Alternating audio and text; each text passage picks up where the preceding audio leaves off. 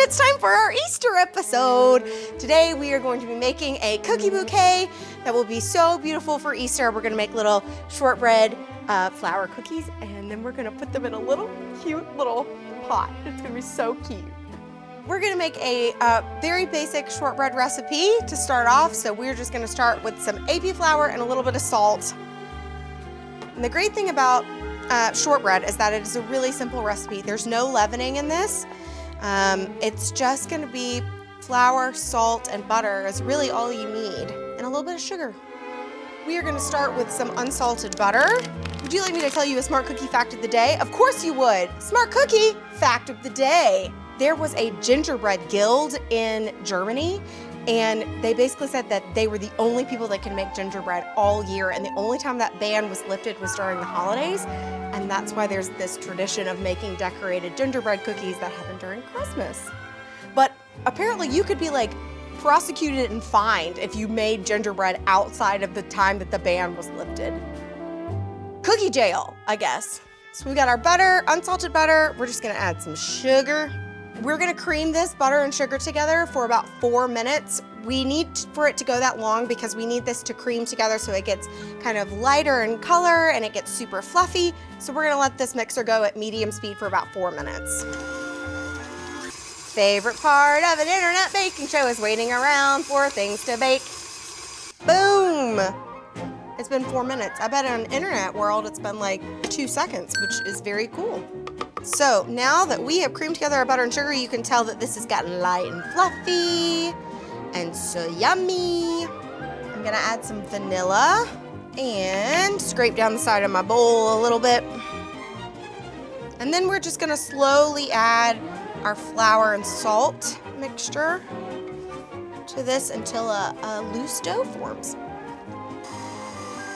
You have to do this slowly, otherwise you're gonna have like a flour explosion, which maybe you want to deal with the cleanup on that, but that is not a thing that I want to do.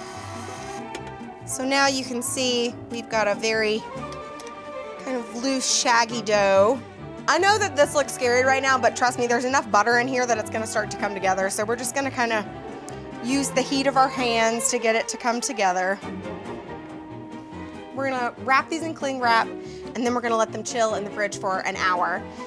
We just need that time for the butter to come back so that it's really cold. That's gonna help us keep our dough together. Now that we have our 2 little hockey pucks of shortbread dough, we're just gonna wrap these in plastic wrap, and then we're gonna chill them in the fridge for about an hour, and then we'll come back and we'll roll them out. Our cookie dough has been chilling out. I've rolled it out a little bit already.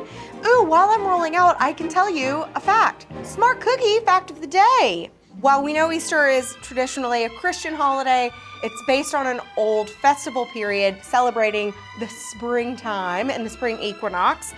And in the Anglo-Saxon community, there was a goddess of spring and fertility whose name was Eostre, which just sounds very similar to Easter.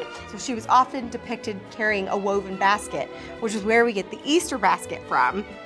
She's also the reason that we have bunny rabbits and eggs as part of our tradition, because there is a story that Eostre, she went to rescue a dying bird who was freezing in the cold, and she turned it into a rabbit so it would have fur and it would be warm again, but this rabbit still laid eggs, and that's why we have Easter bunny, and we have the Easter eggs.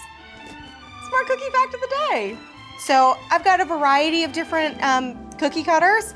You can use whatever flour cookie cutters you want. So you should have lightly floured your surface, and you'll just transfer these guys to your parchment paper lined baking sheet. I'll put them about 1 inch apart. They're not really gonna spread like a chocolate chip cookie would or a sugar cookie would. I'm gonna put these in the freezer for about 20 minutes so they'll hold their shape, and then we're gonna bake them off. They just bake for about 10 minutes at 350. You're just looking for the edges to start to get golden brown, but you're gonna want these to stay pretty pale. I'll show you what I'm talking about in just a moment. We have baked off our shortbread cookies. So you can see they're starting to get a little bit of color, but mostly the tops of them are still pale, which is exactly what you want. These have been cooling now for about an hour. You need to do it for at least a half hour on a wire rack so that they're room temperature. Okay, now comes the fun part. don't be scared. It's time to decorate, okay? If I can do it, you can do it. I'm a hot mess. You're probably a hot mess too. We're gonna do this together. It's gonna be fine. Okay, so to make things easier on ourselves, I'm using meringue powder. This is a pound of sifted powdered sugar. So, you know, just a good old box of powdered sugar. It looks like a lot, but that's because it's been sifted, so there's a little bit of air in there.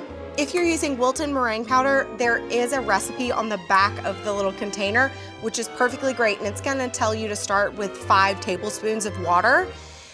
We know that that's gonna make a really stiff royal icing, so we're gonna go ahead and double it, make it about 10. But I'm gonna start with about half of that, just to get us going. So as you can see, this is gonna be really thick, but we're gonna let this whip for about 7 minutes. It's gonna put a bunch of air into the frosting, which is what we need. It's gonna turn this bright, brilliant white. So I'll see you guys in a couple minutes.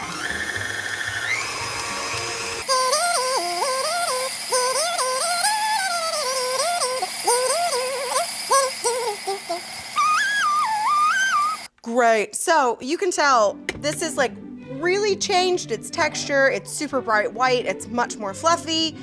Yeah, see, this is a little too thick. You can tell like this is gonna really hold its shape a little bit more. We're looking for something that's gonna flood. Woo, that's sweet. That was a bad choice. So just on a low speed. So we're not quite there yet, but closer. So let's add some more. See, a little bit goes a long way. Yeah, that's the kind of consistency we're looking for. All right, so we've got our royal icing. Now we are going to dye all these because voila, everything's different than it was a moment ago. So the first step is just to separate this out into 6 different little bowls. Gel food coloring is much more concentrated, and it's gonna add color without adding water, which can make a big difference, especially when you're using something like royal icing, where even a tiny bit of extra water really makes a difference in consistency. Boom! Look at those beautiful spring colors.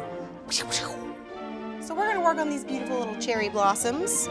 So this is pretty thin, so you're gonna need to kind of move quickly, but that's the whole purpose of this. So the first thing you're gonna do is trace your outline, just trace the shape of your cookie. You're gonna leave a little bit of a border, and then we're just gonna fill it in. And I probably can't talk and do this at the same time if I'm being honest. So, whew, we got our outline. And now we just fill it in. So I have flooded this. You'll notice that there are a couple of little holes, but luckily you can use a handy dandy toothpick to help with that. So all you need to do before this dries is just to use a toothpick to help you fill in any little spots that didn't fill themselves in. This one's flooded. I'm going to carefully move him back to the tray. I have to be honest with you, when I'm actually decorating these, I have them like in my face, like no personal space, like very, very close. I'm gonna go work on the other ones off camera so I can put them directly in front of my face. And then we're gonna let them set and dry out for at least 2 hours. We want to give this royal icing enough time to really set hard before we do the next step of decorating. Off we go. Goodbye. We're just gonna start right at the top. We're just gonna trace the outline. And these don't have to be perfect because you're about to cover them in sprinkles, and sprinkles cover all kinds of imperfections, okay? Just let the sprinkles guide you. That's why I like sprinkles so much, because you're like, you know, like, don't look at this too hard. There are sprinkles on it though. You can't see any imperfections with the sprinkles there. Look at that guy, isn't he cute? So cute. Easy peasy, right? So any imperfections that were on there, you can't see because of the sprinkles. So the tulip guy is really easy. Also, I recommend doing this on top of parchment paper so that you don't have to throw away a million sprinkles. You can just put this right back in the jar. This guy's really not perfect. It doesn't matter, I'll show you in a minute. It does look like something from Nickelodeon. It's fine, cover it in sprinkles. Everything is fine. See? Nothing to see there but beauty. This technique is not hygienic, but it's effective. That's the thing. If I make these cookies for you, I just need you to know that like there's probably some spit on there. I've definitely like blown my hot air on top of them. There's gonna be a little piece of me in each of these cookies. One more. Let's do one more. This is actually my favorite one. This is like a mum flower. That's my favorite one. I just think that's so pretty. So there's one more step in terms of decorating these, and that is to attach them to some lollipop sticks so that you can actually set them upright. So I'm just gonna take some more of this royal icing because we know that this is gonna set really hard. And I'm just gonna trace a line about halfway up the cookie. So I've got 3 lollipop sticks and I'm going to set this on the center one. So the reason I have 3 is these side ones are gonna help keep it propped up so it's even, so that while it dries, it's not tilting one way or the other or back and forth. Now we're gonna let these dry for about an hour, 2 hours overnight if you have time. We'll let that set up and then I'll show you how to do the final step.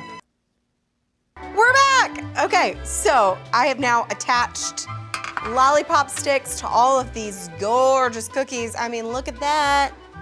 Just with a little royal icing on the back. We got some little whitewashed little terracotta pots. So cute. And I have already poked a couple holes in the styrofoam. So now what we're gonna do is plant our little flowers. Come on, styrofoam. There we go. Look how cute those are. I think that this is a lovely little display, perfect for Easter. You could also do this for any other kind of spring holiday. Super cute, and then everyone can just have their own cookie. If you enjoyed watching me make these cookies, then you should follow Smart Cookie. Like, share, subscribe, comment, ring the bell. I hope you have a lovely Easter. See you later. Can I stop hopping now? I'm tired.